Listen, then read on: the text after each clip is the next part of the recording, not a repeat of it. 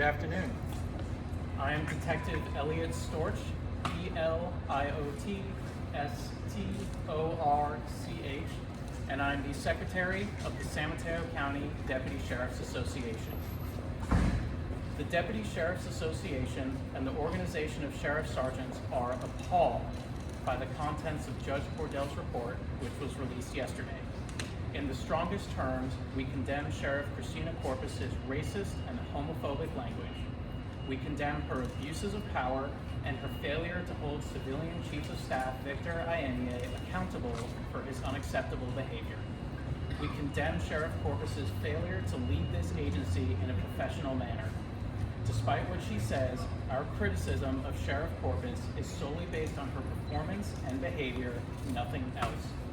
It is clear that the Good Old Boys Club is alive and well within Sheriff Corpus's command staff. The DSA and OSS believe that this situation is intolerable and must be handled quickly.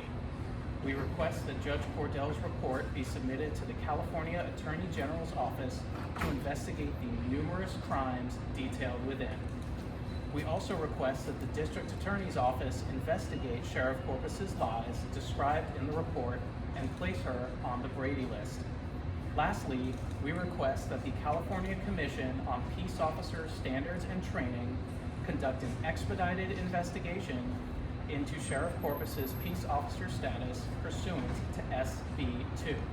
We feel that her hateful comments and bullying behavior make her unfit to possess a peace officer certificate.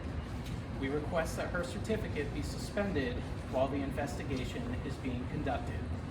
The DSA and OSS will continue to advocate for our members and for ethical and professional policing in our county.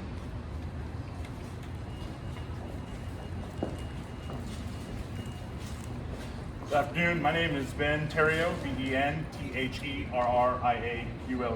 I'm a sergeant with the Richmond Police Department, the president of the Richmond Police Officers Association, and the vice president of the Peace Officers Research Association of California, CORAL. We represent over 80,000 members of public safety, including the Deputy Sheriff's Association. I'm here today in solidarity with my fellow officer and union leader, San Mateo Deputy Sheriff's Association President Carlos Tapia, who bravely blew the whistle in his capacity as a union leader when he witnessed inappropriate and frankly disqualifying behavior by Mr. Victor Ayenye, who serves as the executive team of Sheriff Christina Corpus. I'm here today because Sheriff Corpus' decision to arrest Carlos has all the earmarks of whistleblower retaliation. A significant indication of that being the fact that the arrest came just days before Judge Cordell's investigative report into Mr. Ayenye, his behavior was expected to be made public.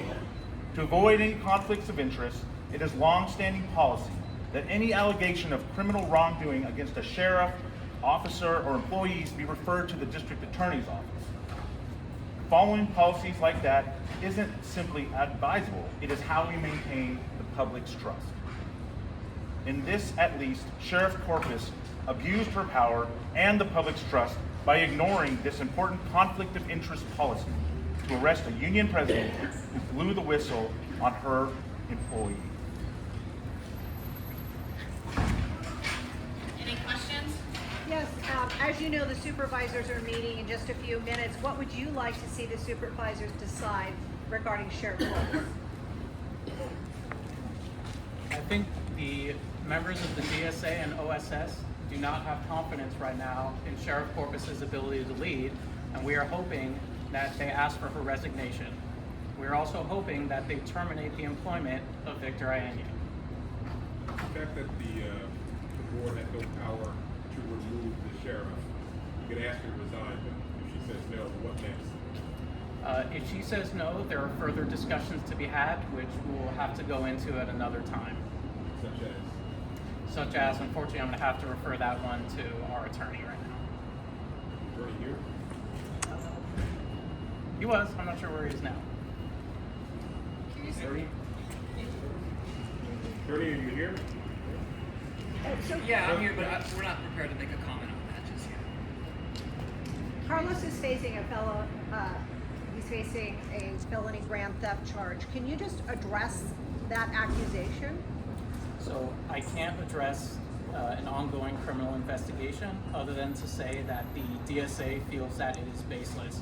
We feel that it's retaliatory, given that it came just before the report was expected to be announced and that it did not follow any of the usual and proper procedures for an investigation of this type.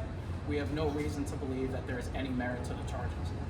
And can you address what impact all of this investigation is having on the morale of the department? Morale in the sheriff's office was already extremely low. Everyone's very tired, we're working a ton of overtime, and every time we as a union try and meet with our administration to improve working conditions, the administration refuses to meet with us. This has happened time and time again, which is why we filed several unfair labor practices earlier in the year. We can't keep going on like this, and we're hoping that something positive changes. Are there any updates on the current complaints? Not that I have at this time. Did you listen to the sheriff's press conference last night where she basically placed down this entire 400-page report saying that even the text messages were fabricated, kind of denied all of it? I find it a little hard to believe that she would make the rest of us believe that someone who is as respected in her field, like Judge Cordell, would somehow have fabricated a 400-page report, which was prepared at taxpayer expense. I don't think that's plausible. I don't think that's reasonable.